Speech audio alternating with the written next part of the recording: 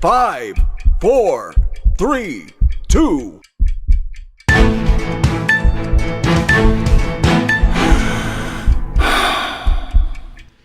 Hey, good evening, everybody. This is Jeff Colson with Junior Hockey Advisor. Monday night, a little different.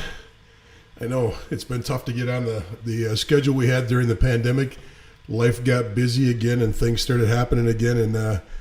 But I'm doing everything I can to keep this rolling and to keep us on a consistent or somewhat consistent schedule. I'd like to be able to say I do this every week, but we're not quite there. Hey, if you're just jumping on, tell us where you're at, where you're watching from. I'd love to know where our towns are at and where people are actually watching from. That would be awesome. That'd be a big help for us as we get rolling here. Let me pull up my screen so I can see what you guys are saying and see where you're at. So I will first say hello, and then we can get back and rolling. Everybody can say hi as you're checking in too. So I'm right here, and I'll just say hello, and then if you can, pop your comments on. Let me know what your questions are. So most of you know I spent the last 10 days on the road. Our last broadcast was modified because my MacBook Pro went down. I had to get the screen replaced. Brand new. It's only relatively brand new. It's 12 months old. So we had to replace the screen on it, and by doing that, it kind of put us back a little bit. So we're back in operation. We're back at home. I'm not in my regular office space in the house. We're still remodeling, so I'm in the den, tucked in a corner, but we'll get rolling. Got a lot of stuff to talk about tonight. Got a lot of things to cover. The biggest thing we're going to talk about is we're going to talk about, I'm going to fill you in on the scouting trip and kind of give you a recap and kind of give you a day in the life a little bit about how that process works. And then we're going to also get into the biggest topic of the night, which is sacrifice. And the reason I picked that, well, let's save that. Let's get rolling.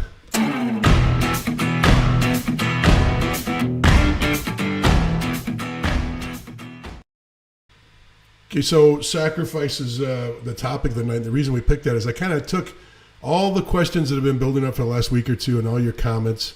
By the way, thank you so much for all of you. I'm seeing it, some of it coming in on the comments. I ran into a few of you, and some of you are already throwing your comments up on there that I saw at the rinks.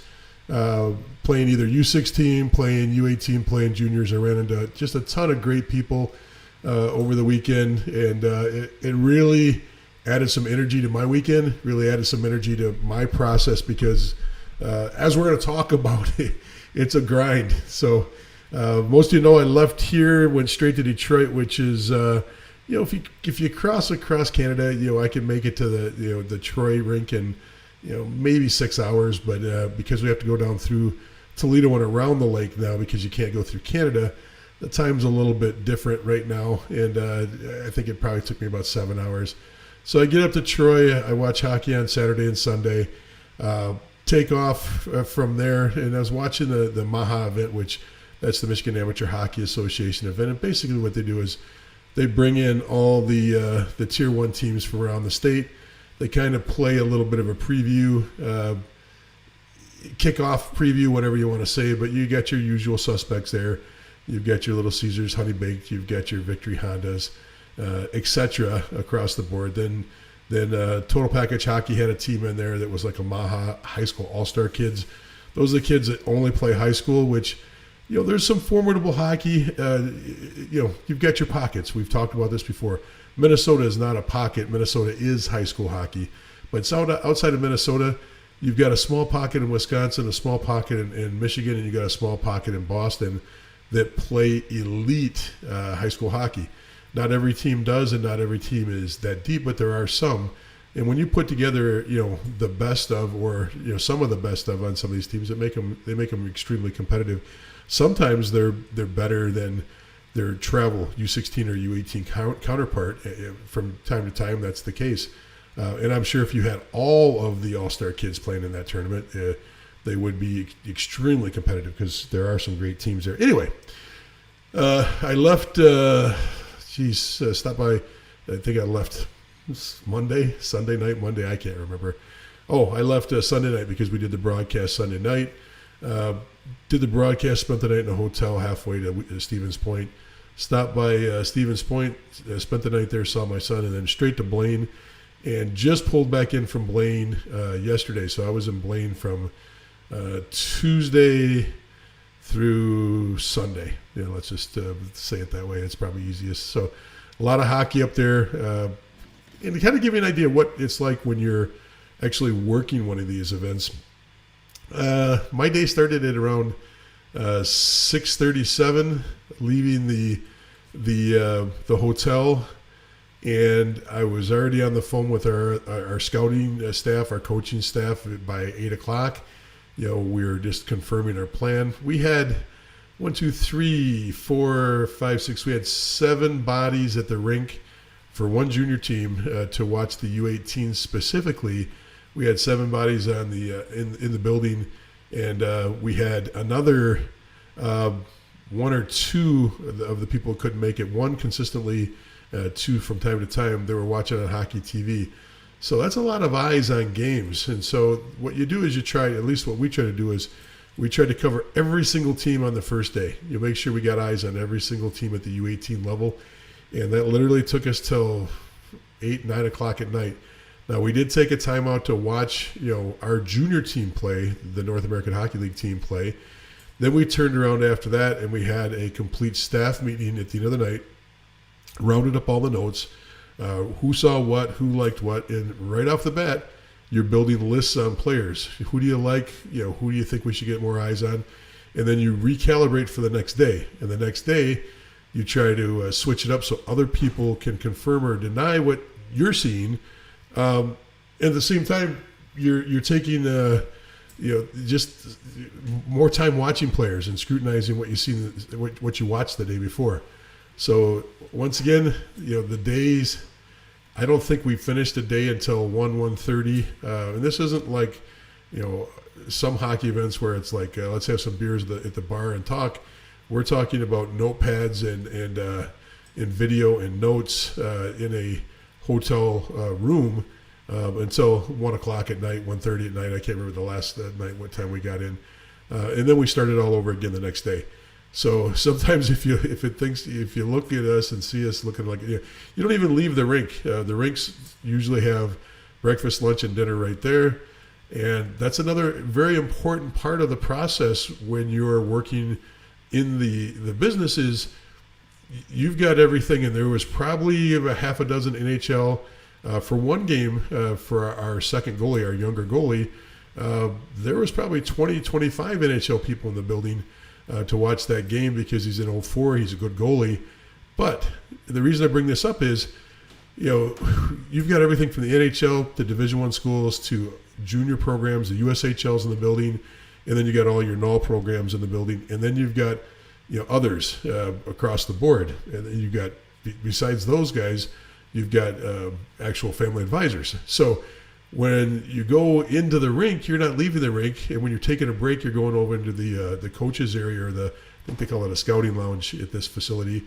And not only are you grabbing a bite, you're catching up with your people, but you're also introducing yourself to other people, reconnecting with other coaches, talking about players, talking about who they've got on their roster, who's coming up, who's going, just all the things you talk about. So it's an extremely productive way to start the year. It's an extremely productive way to get rolling for the season for the coaches and the staffs of each program, general managers, scouts, player development guys like myself. This is the kickoff. This is the big one for us, and this gets us rolling and kind of gets you propelled. So that's the way it starts. That's the way we're going. I thought I'd kind of give you a little idea there. How many games did I watch this weekend? Somebody asked. Boy, at least 4 to 5 a day. 4 to 5 a day, I'd say at minimum. And then probably watching some of it again on hockey TV. Not watching whole games, but trying to grab shifts from a kid and reconfirming what I thought I saw, or looking for other details. 4 to 5 games a day, and that was Wednesday, Thursday, Friday, Saturday, and Sunday was more of a travel day, so I wouldn't really count Sunday in there. So anyway, if you got any questions about how we do that or what we do, I'd be glad to give you one guy's perspective, because other people do it differently. Not every staff comes in hard with with a full staff there. Some people, their assistant coach is the one that's supposed to go around and look at talent while they're there. No assistant coach. Some of them, the coach and the assistant coach do it. Others come in force and have a lot of people there. It's all, every team runs a little bit different. So pretty interesting. Yes, I am battling a little bit of a cold coming in and out of the rink. I kind of forgot it. It's kind of like a nice little badge to be wearing having a cold, though. Through the pandemic, I didn't have a cold once, and I didn't have any snivels. I didn't have any headaches. I didn't have any fevers, any flus. And it's almost like, hey, all right, it's back. We're back at the game now. And no, it's not anything else. It's just a cold. It's just a little snivel. Because you go from rink, you go from outdoors to in the rink and outdoors in the rink, and some of those rinks were so wet and damp, and you get frigid, and then you walk back out again. So you're just susceptible for anything when you go to one of these events. So anyway, hope that helps a little bit. Let's check in and see who's around and who's watching. We've got Andy from Knoxville on. Good to see Andy. We've got somebody from Rhode Island on. I don't know who that is because it only shows up as Facebook. Look at this. We got Matt. We saw Matt at the event. Matt, how you doing? I did get a chance to see you guys play. Lenny's on from Boston. We've got Grand Blanc, Michigan in the house. We've got Tony from Mandan, North Dakota. Perry's on from Long Island. He says, welcome back, Big Z, to the Islanders. Ha! Okay. Renee's on. One of my kiddos' summer coaches is playing at Stevens Point this season. Well, that's good to hear. Yeah, throw his name out when you get DM me with the name. I'd like to know who that is. Tim's on from Kansas City. We've got New Hampshire on, and we are just, the list keeps going and going. See if anybody's got any comments about what we're talking about so far. Okay, I can keep going on this list, but we've got a show to do. We got things to talk about. So the biggest topic tonight that I want to talk about is sacrifice. We had lively discussions this week that I kind of let roll. I was chomping at the bit to get involved with a couple of discussions. One was about an 07 player, I believe, and direction. Another one was with a parent asking about what's too much, what should we be doing, and what's too much. And the biggest thing I want to make sure that you understand is, if you're going to pursue anything,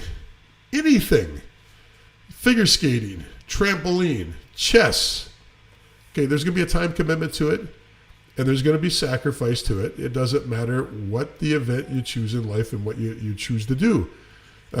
Hockey, we're all here because we tend to like hockey. We're all here because we tend to like elite level hockey, or at least we're pursuing elite level hockey. So what is sacrifice? What does that mean? Well, it's a relative term. It is extremely important to understand what your family considers sacrifice might be moving up from AA to AAA, where you go from 2 practices a week to 3 practices a week, and maybe your showcases are just a little bit further away, or your tournaments are a little bit further away, and that's a huge sacrifice. And your family is bending over to make that work. Other people, that is not even considered a drop in the bucket of water as far as the sacrifice, because they tend to think that's the minimum standards.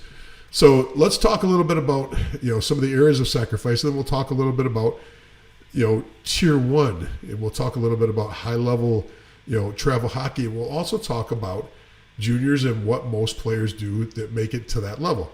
So I know some of you won't agree with this, but I'm going to put out a few things out there. Your sacrifice touch points are time, of course, money, it's family life, it's social life, it's academics, and it's other sports. So yes, is there a sacrifice if you want to be good at something? Of course there is. Serena Williams probably was not, advocating, or her parents weren't taking her up to the mountains.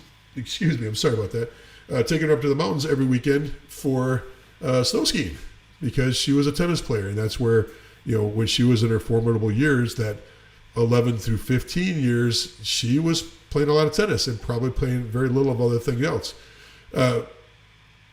I point this out because it's important to understand that sacrifice is going to come into play. But let's get back to one other issue that I think is important when we talk about sacrifice. We had a great discussion going on. I stayed out of it, but I let the discussion board really get rolling with summer hockey, showcases. How much is too much? What should I be doing and where should I be doing it? Okay, it was a great discussion. Lots of input, lots of discussion. But the interesting thing is when people take a side on, do you do summer showcases or how much do you skate in the off season?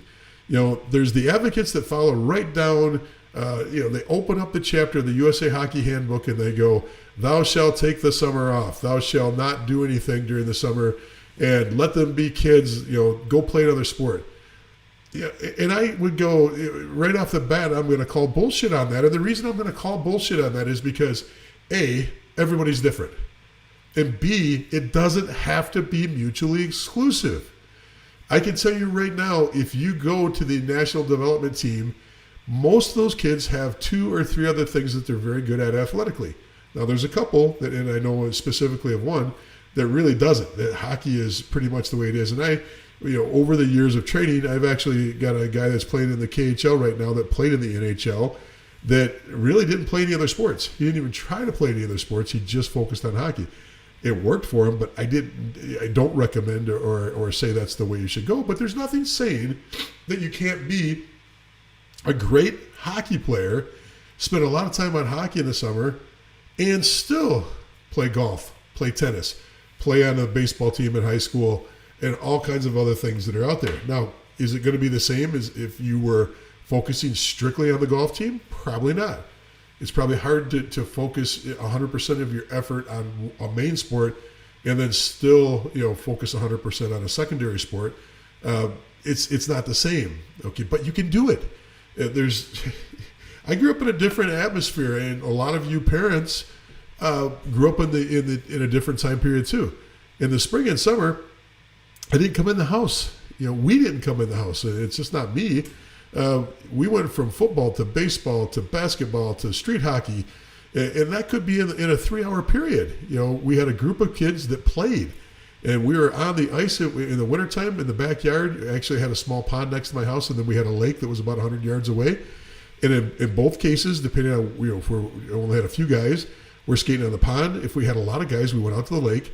And there were times on a school night, we had lights out there and we'd skate till 8 or 9 o'clock on a school night. And then later, when we started getting to high school ages, it started being just on like a Saturday or Sunday when we didn't have games. But the point of the matter is people are like, oh, it's too much, it's too much, it's too much. I disagree with that. Athletics is athletics, and playing and being active, I can't tell you that I believe anything about being too much when it comes to being outside and playing sports. So, regulated sports in playing, very systematic, pragmatic. I'm scheduled for 1 hour of soccer, or I'm scheduled for 1 hour of tennis lessons. Yeah, I agree. You can overcook that stuff and be doing it too much. But if a family loves to do showcases, I know both of my kids love showcases for different reasons. My daughter was extremely social, and it was a way for her and her friends to go out and be at a hotel, to have a pool, to have a jacuzzi, to be able to have meals and go out and be hanging out all weekend long, or from Friday afternoon till Sunday night. It was an extremely fun thing for her. And oh yeah, there was hockey too. But that was her personality. She loved the hockey because it was a conduit to all the other things. Yes, she still played field hockey. Yes, she still played tennis. Yes, she still is a good golfer. All those things were still done, even though she was playing showcases the weekend. And we're fortunate. We were in Rochester.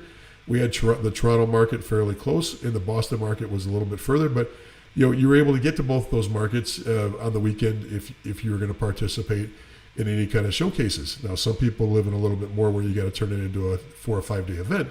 That's different. But my only point on this is that she still played high school sports. My son still played high school sports.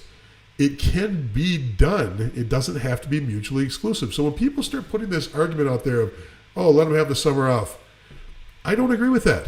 If you love hockey, I look at if I'm in a high level of piano playing, I don't know of many piano players that go, oh, school season's over, I'm done with my piano lessons.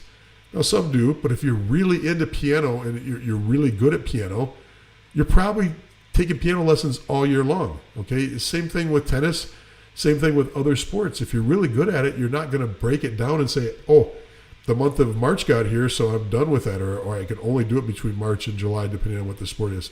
So I know I'm a little bit off on that, or a little bit long on that, but I just want to make sure that the concept of having to sacrifice completely other sports is BS. It's BS. Remember, and I've got video out there. I wish I wrote the video down. I wrote some of the videos down I wanted to talk about tonight to mention this stuff. But anybody that says that, too much, and they reference kids getting into hockey too early and being too intense too early, just do your homework. Go in and take a look at the 97, 98, 99 rosters for the BRIC tournament. The BRIC is a summer tournament played up in Edmonton, and it's for 9-year-olds, okay? And some of these teams are put together a year and a half ahead of the event, and they actually do tournaments leading up to it. They do BRIC tournaments all over North America leading up to the ultimate BRIC tournament. They do like warm-up events. So you might do 4 or 5 BRIC tournaments, and don't quote me at that. It could be 3, it could be 7. I don't know what the real number is. It's been a while since I've actually been involved with the BRIC. So I say that because do the math on this. Pull up USA Hockey and pull up Hockey Canada and look what the attrition rate is from kids going from the age of 8 to 9, 9 to 10, 10 to 11, all the way up through age 20. Then look at the BRIC rosters, not just the superstars. Look at the BRIC rosters from top to bottom. If you take every one of the kids in the BRIC rosters, the percentage of retention is almost 3 times higher than Hockey Canada and USA Hockey. How can that be if it's an event that's in the summer that's super intense, that's super high profile, and it's hard to get on one of those teams and it's hard to participate at that level because it's really, really good hockey, and it's a little bit of elbow grease for a 9-year-old. How come the retention rate's so high for those players? I don't have the answer, but I can tell you all it does is tell me that it's not something, when USA Hockey says doing all these intense events in the spring and summer are bad and it causes burnout, well, there's just the opposite results from a super high level hockey player. And you can pull out names all over the place. You can pull out superstar names, Chuck. You can pull out the Hughes family. You got lots of great NHL kids that came out of those events. Also that played in the National Development Program, which is part of the ADM. Well, WTF, what are we doing telling people that these things don't work when all the people coming through the National Development Program and the ADM are doing just the opposite of what USA Hockey is saying to do? Now, I love USA Hockey. USA Hockey has a place. It has a position. It does a lot of great things for people. But what it shouldn't do is it shouldn't dictate what your family finds as their needs. It shouldn't dictate what you choose to sacrifice and what you choose to do for your path. Now, do some people burn out? Of course they do, but they burn out on baseball, they burn out on math, they burn out on education, they burn out on jobs, they burn out on everything. So I can't buy into the thought process that you're going to burn out in hockey just because you do some spring showcases. I can tell you this, one of the most amazing things that I came across over my years of doing this is we used to run a lot of showcase teams up in Toronto with a lot of kids that would play for us and play against us from the GTHL. Now, if anybody knows that, that's the Greater Toronto Hockey League, and that's the Tier 1 elite on steroids for us in the U.S.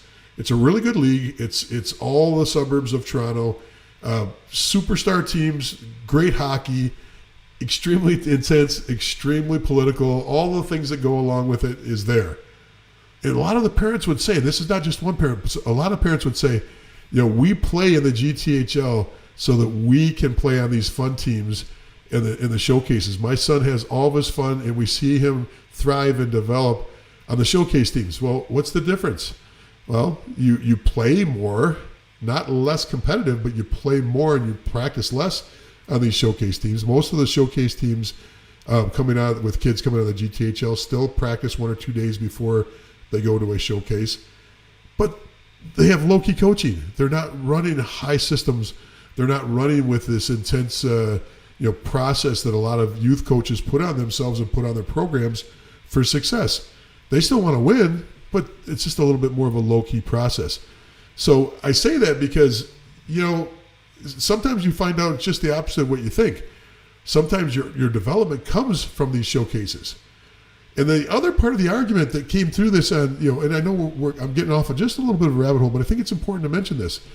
A lot of times people think that at the young ages, skill development. And I would argue that that's important. And I'm not going to back off of that. I made a living off of skill development, teaching thousands of lessons on the ice for years. But I can tell you this. Take a kid that's 7 years old, 8 years old, 9 years old, put him in a game where the score is they're down by a goal, and see how they react, okay, when their shift's up. Put them in a situation where they got to kill a penalty, see how they react. When there's people in the stands yelling, it's different than practice. When there's fans and cheering and bells, cowbells and horns going off because it's a big showcase game, it's a different situation. When they're playing kids from all over the place, playing a team from California or playing a team from Texas or playing some team they've never heard of before, it's a different situation. They react differently. Pressure and how you respond to pressure early on, is extremely important. It's extremely important to see how that works.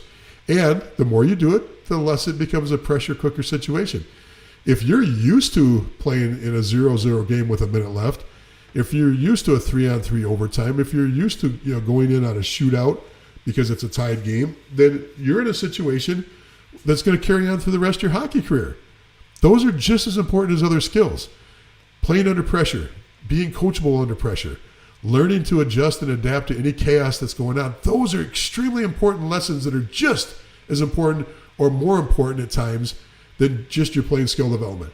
A skill development guy can't go out there with a horn and blow it in your ear while you're doing power skating drills. A skill development guy can't go out there and clang on a garbage can and say, I'm going to make lots of distractions for you while you try to shoot a puck. Now, there's drills that do that, and I so much apologize. I know that's a little bit annoying that I'm a little sick here, but I just want to get through this because I think it's important.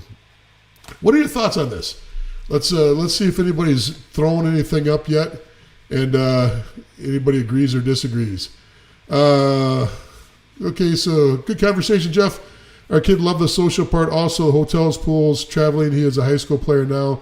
Fun, kept him motivated. 2 sports, tennis and hockey.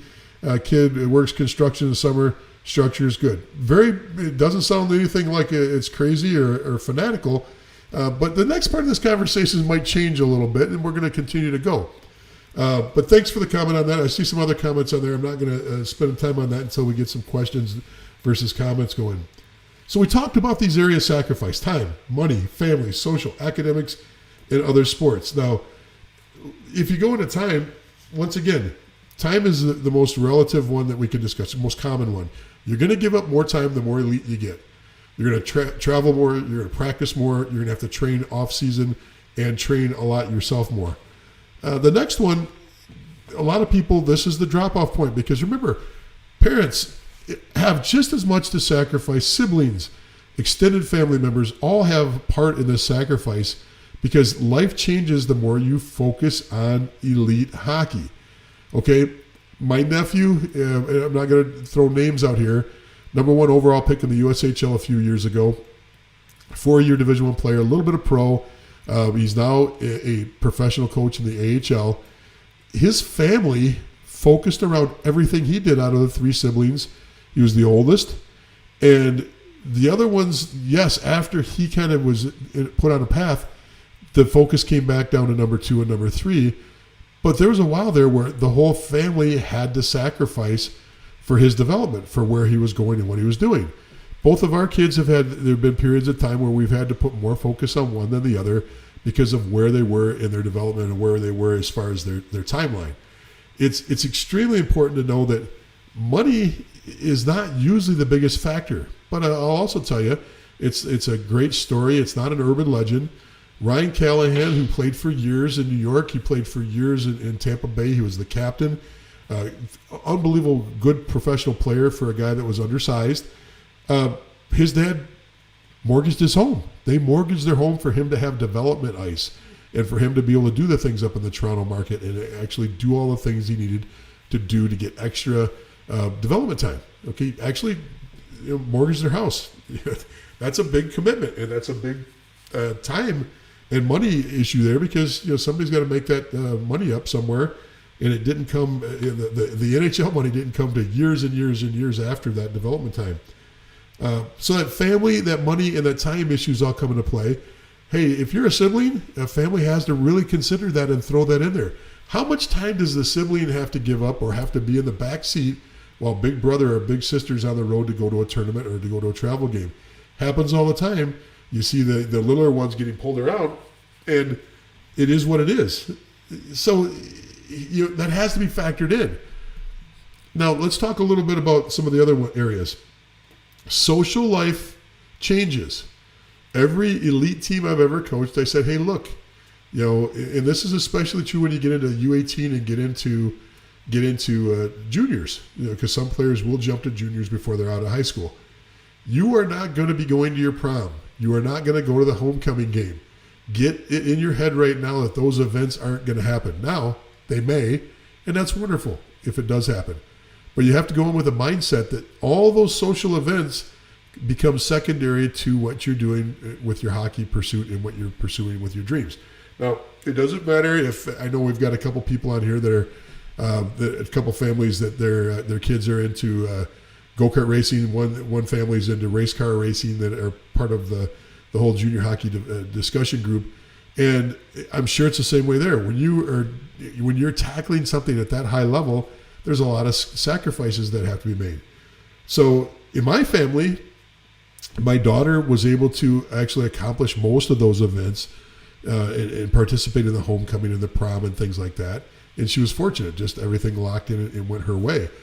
Now, my son, because he moved to a different market, he didn't participate as a junior and senior with his local school here. He graduated, he went to school in Plymouth, Michigan. So he went to his girlfriend that lived in Michigan. He went to her prom, but he didn't go to any of his proms or homecomings, and very little social time was spent with his high school classmates. Now, he did play on the lacrosse team his senior year, so he got built some friendships there. But the sacrifice was made. That was part of it. That was part of the deal. That hey, you're going to miss out on a lot of things. Do you really want to do this? And the answer was yes, I do. So he pursued it, and I don't think he's got any regrets to doing it that way. We as a family, because we've been involved in hockey a very long time, for generations, it's not even a blink of the eye for us to think about that. Where another family, and many of you are out there, are like, holy smokes, I couldn't give my kid up at 16.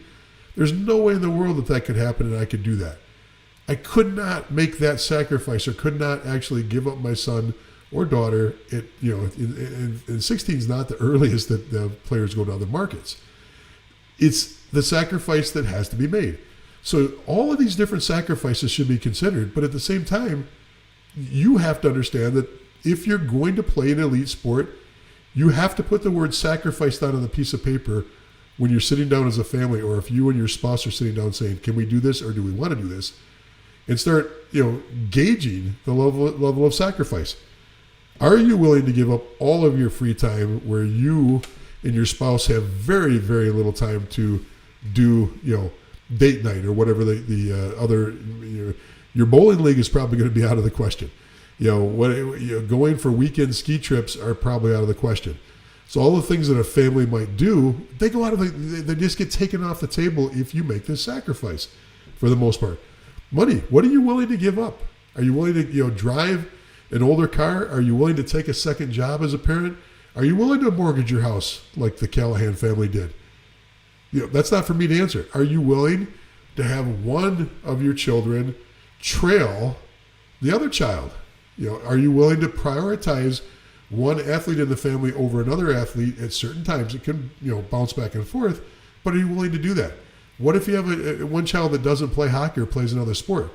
Are you willing to prioritize that and make that sacrifice as a family to see somebody reach their goals? This is not for me to answer, but I can tell you that almost every elite athlete of these lists of sacrifices, almost all of these things get checked off as being things, yep, had to sacrifice that. Yep, had to sacrifice that. Now, you could be a really rich family with a single kid, then I guess things would be a little bit easier, but that doesn't happen all the time. Academics. Do you have to graduate from your local high school? Are you going to look at online schooling as an option? There's so many different ways to go about it now, and so many different ways to skin the cat. You can be homeschooled in a different market now. You can take your school books from your school and still be considered homeschooled, even though you're living in Ohio playing for the Blue Jackets, let's say, and you're from Indiana. You can still make this happen. You can do virtual schools with online academies. You can enroll in a brick and mortar school in that local area, depending on the legalities of the school districts. Now, excuse me. Are you willing to do that? Are you willing to go to that level to make this happen? The other thing is other sports. Are you willing to have other sports take a back seat? It doesn't mean give them up, but take a back seat and prioritize just one sport. And once again, it's not for me to decide these things, but it's me to point out and say, hey, look, I've been doing this a long time. This is the fourth decade of me being involved in this, and almost every one of those things gets sacrificed for elite athletes. Period. Pick your athlete. You start off with the Tiger Woods, the Williams. You go into race car drivers. You go into whatever the area you go into, whatever sport you look at. You look at elite basketball players. You look at elite football players. All of them are sacrificing and doing 24/7 sports across the board to keep up with the peer group. Now, here's the frustrating thing is we kind of have some of the people that have been icons of our game that go against that model. You hear Gretzky make comments like, wish I would have played more other sports, or I always played an off sport. Bobby Orr always talks about how he hung up skates. Well, let's back up a little bit. In the 50s, 60s, and 70s, when these athletes were coming up through the youth area, there was no rinks in the off season. Rinks all shut down in February, March across the board. You had to pick up other stuff if you're going to play this sport. You weren't able to skate in the off season. We created this monster. When I say we, I'm talking about the organizational side of the sport. USA Hockey, Hockey Canada, we created this 12-month-a-year monster because the pressure came in from rinks, and there's rink associations that combined their power together to say we need you to start keeping rinks open and developing things for us to use year-round. So USA Hockey and Hockey Canada kind of talk out of both corners of their mouth, because you look at the history of this whole situation with 12-month rinks. It used to be all rinks shut down, or very, very few rinks stayed open all year round because of other sports.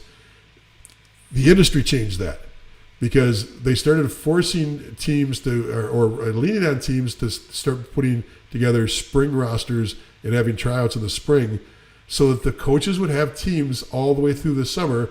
So by the fall, that team had already been on the ice 20 or 30 times. Do you think that was done to actually improve players? No, that was done to improve the rinks bottom line and to keep rinks open all the time. Now, you could say, hey, the rinks would never have survived if you wouldn't have done that. There's probably some truth to that. And there's probably a lot of truth to that it was the only way to keep rinks afloat. It was the only way to make this work so that we have the hockey rinks that we have now. So, it gets a little bit deeper than that. Anyway, getting back to sacrifice. What are your thoughts? Throw some comments if you have any comments on here. I've been rambling on for too long now. It's good to see Tony on from Rockford, Illinois. I see Kristen is on from Oceanside, California. I bought my first motorcycle when I was in the Marine Corps in Oceanside, California. I bought a 750 Yamaha Virago. And I've owned a lot of motorcycles in my life, but I still am near and dear to my heart in Oceanside. And so good to see that on there. Good to see that on there. Good to see you, Kristen, on there. Thanks for tuning in. Dana from New Hampshire, thanks for coming on. Whoever's watching in Fort Wayne, thanks for coming on. Lori in Long Island, thanks for coming on. Rob in Montreal. We've got Seattle on. Fred is on from Selling Grove, Pennsylvania. So we got a nice group going tonight. Lots of new faces. Good to see. Part of the reason why I decided to have this topic tonight was because we've got so many new people in the discussion group, so many new people that have come on board. Shannon from Atlanta, Georgia, thanks for popping on. I thought we needed to kind of reset and talk about sacrifice like we did a year and a half ago. So any comments you have, even though I might drop off here in a few minutes, throw your comments on. If you've got any questions, feel free to throw your questions on at any point. I'll be glad to. A lot of people are commenting, but I'm not seeing too many actual questions popping up. I just see a lot of comments. So let me go through and see if we've got any actual questions versus just comments. And I'm seeing lots of comments and no question marks. So with the first breeze through, you're more than welcome to throw another one up there if you can, so we can see it, and I'll be glad to jump on any questions that you have. But if you don't have any questions, I'm going to wrap up. That's really what I want to talk about is don't forget to look at all the things as far as sacrifice goes. Everybody says they want to be a Tier 1 elite player. Everybody says they want to play high-level juniors. Everybody says they want to play Division I college hockey, even Division III college hockey. But when it comes down to the sacrifice, are you willing to put both feet in the water? You know, you can't dip your toe in if you're going to be elite. You've got to jump in it and go all the way if you're going to do this. So, a couple things coming in here. Okay, so I've got one here from Julia in Long Island. She says, as a parent, I have concerns about completing high school at an academy. That is a major concern for a lot of people with the academies. I can tell you a few things. The pandemic changed the world as far as how the world looks at academy, and the reason we've had an explosion in the last 24 months has a lot to do with the pandemic. People are much more comfortable now with virtual high school classrooms. They're much more comfortable now with virtual learning. And a lot of the different programs out there, it's a combination.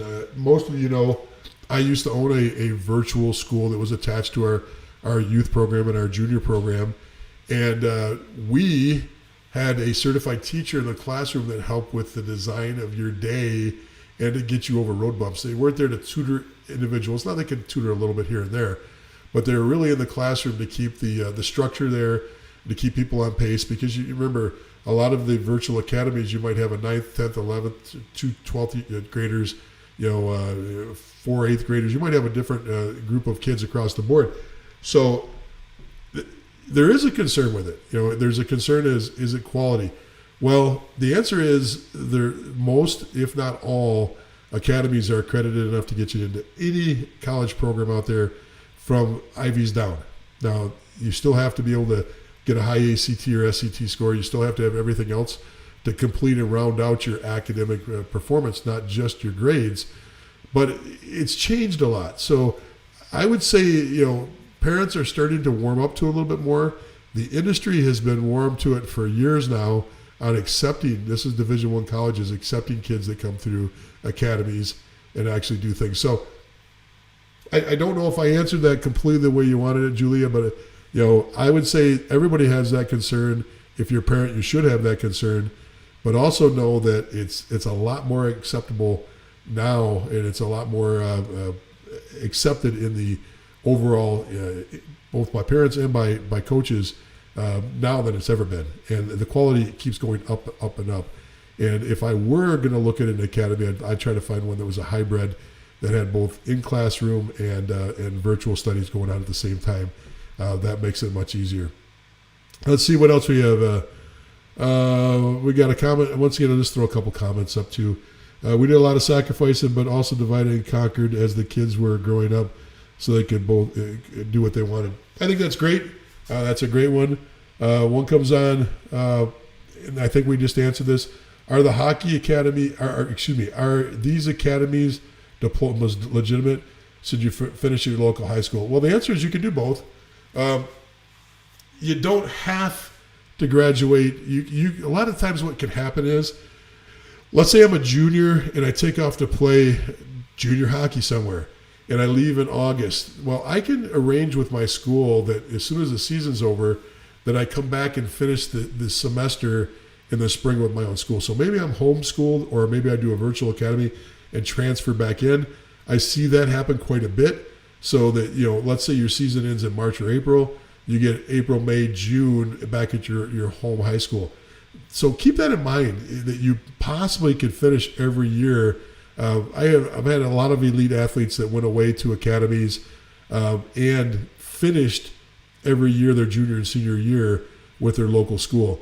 Others, if you get into a really high-end academic school, brick and mortar in the local area. Maybe you just want to stay. Like for example, with my son, we're in Pittsford, New York. It's a really, really good school district.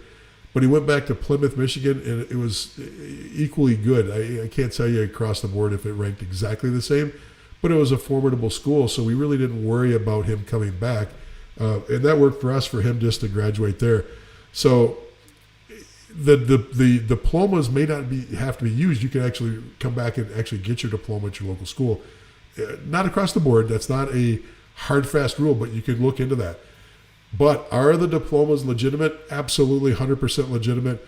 Every time you look into these schools, they'll show you the accreditation of the schools. And remember, if you go play for a U18 team, or you go play for a 16 team, or you go play juniors, you can opt into the program they use, or you can opt into any virtual program you want to use. So if you want the accreditation to be what you think in a better accredited program, it's like choosing any kind of school, college or school you want. So yeah, you can pick and choose higher level. Usually, most junior programs, most U18s that offer 16s, 18s that offer the virtual academies are pretty locked on. The biggest in the industry right now is TPH, Total Package Hockey, and I think they've got like 15 sites. I'm not sponsored by TPH. I don't have any direct affiliation except for knowing the people. But their academies, they get kids committed to every level of Division I and Division III hockey without any problems at all. So the answer is don't worry about it. If that's your only concern, the degree holds and the diploma holds water. But if you can go back and you want to go back, you can arrange for that to happen in most districts. Because remember, if you transfer out and you transfer back in, really, the school district should not have much to say about that across the board. So, okay, let's get a couple more comments on here. Dana says, so spot on, Jeff, about sacrifice on multiple levels. Thank you. Appreciate the comment. And once again, people are getting on this topic about how do colleges look at these hockey academy diplomas. All you have to do is go to the TPH website. And I'm only using this because it's an easy way to answer this. Look up the kids they've committed to Division I programs, and look at the number of kids that have committed that have actually gone through TPH and get their degrees from TPH. Now, TPH is not the only answer out there, and I'm not endorsing them, but I'm saying there's a good example where you can grab this information quickly, just so you can see that they're getting they're putting kids into the highest level of academics, and these kids are able to do it because the program's strong. Now, once again, all of you know this. The level of your academic institution really only works if it's garbage in, garbage out. So if you put quality work into that degree, it's going to pay off. If you just like a great, you can go to Tabor, you can go to one of these great prep schools, but if you don't put the effort in as a student, it doesn't matter. You're going to get a 1.5 grade point average, and you're going to get a 15 on your ACT, and things aren't going to go well for you. So it's still elbow grease, and it's still commitment and determination, even if you're going to the academies. Now, the only thing that's nice about a lot of these academies are the flexibility to work around your hockey schedule. That makes it really nice for a lot of kids. At the junior level, for the high school kids, USHL kids, BCHL kids, some NAL kids, but a lot of Tier 3 kids start their career as juniors in high school and go to academies. They can do their work on the bus. They can do their work in the hotel room. They can do their work anywhere and pull up the class at all times. So they actually can be a little more consistent than the kids that are in the brick and mortar as far as getting their work done and getting their work done on time. So hopefully that helps a little bit. And great question. I appreciate it. Let's see what else we've got on here. Most districts have online academies now that the kids don't have to leave their home schools. That is what my son did. He was a virtual in New Hampshire, and his classes were here in Georgia. So once again, that pretty much locks on the answer. Appreciate the comment on there, Shannon. You can do this. It's different now. The virtual school is so accepted because of the pandemic. Silver lining coming out of a pandemic is that it's easier to be an elite athlete when it comes to the academic side of things. So I can keep going, but I think I'm going to call it quits right there. And I had a great night tonight. I know I'm a little under the weather. I know it was very irritating to see me, basically wiping my nose every 5 seconds. I appreciate you sticking with me. We had a good crowd on tonight. And if you have any questions at all, you're more than welcome to DM me. Make sure you're grabbing some of these videos. When you're new and you're watching us for the first time, here's some of the ones that I really strongly suggest. The video we've got called USA Hockey How It Works. That's a great video. The other one is understanding how the North American Hockey League draft and tender works. There's two different small, 5, 10, 15-minute videos out there on how the NAHL works through drafts and tenders. So if you're coming up into U16 and U18 hockey, that's extremely important to know. Junior hockey rankings are worthless. That's a phenomenal video because it shows you the importance of playing in the right league, on the right team, at the right time. It's extremely important. For the rest of you that have already been in these videos, put your favorite videos in the comments for the new parents. We've got so many new parents that are on our group now. If you're a veteran and you're watching this and you've been around with us and you've gone through this cycle, please share the videos that you found to be helpful. Share even the live streams. Maybe you go back and tell them to watch a certain live stream that you found to be very effective. I sure would appreciate it. We're trying to keep this group growing and keeping great information while we're all in this learning. I tell you what, I learned more hockey this weekend just from talking to other people. And I'm not talking about X's and O's. I'm talking about strategy as far as the mental side of how to deal with elite athletes. I picked up some great tips from some people, scouting tips. I'm still learning this, but I'm trying to share as I go along. I'm trying to help you with what I can help you with as we go through this journey together. Anything you found to be helpful, throw it in there for the other parents. Throw a comment on. I urge you, before you go to bed tonight, think back or grab one of the videos that you thought was helpful, put it in the comments on this, and let's help that new generation already, the new generation, the new parents that have grown into the group. Let's help them out with some good video and some good content. Have a great night, everybody. I hope you enjoy the week. I'm going to be most likely a day or two in Pittsburgh this next weekend, watching some showcase games down there. If you see me in the rink, grab me. Let's talk. Maybe even have a cup of coffee. A lot of times I don't have time to grab coffee. I'm just in between periods or in between games. But come over and say hello. I really thoroughly enjoyed talking to every single person that I talked to this last weekend. And it does give you a little bit of an adrenaline boost when people are commenting on the work you're doing, and it makes you feel good. It makes me feel good and keeps me out there wanting to do more of this for you. So have a great night, everybody. Enjoy the rest of the week, and we'll see you next week.